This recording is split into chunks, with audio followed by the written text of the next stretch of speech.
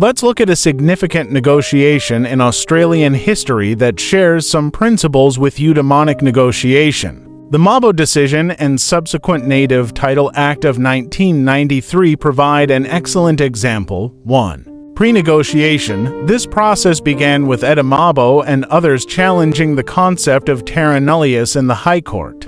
The court and government spent years researching Indigenous land use, colonial history, and international precedents on Indigenous rights. 2. Negotiation. Following the High Court's decision, the Keating government engaged in extensive consultations with Indigenous leaders, pastoral industries, and mining companies. They aim to balance Indigenous rights, economic interests, and national unity. 3. Agreement. The Native Title Act of 1993 went beyond simply recognizing Indigenous land rights. It included a framework for determining and managing native title claims, provisions for negotiation between Indigenous groups and resource companies, the establishment of the National Native Title Tribunal, protections for existing non-Indigenous land interests. 4. Post-negotiation, the Act established ongoing mechanisms for resolving disputes and negotiating Indigenous land use agreements (ILUAs).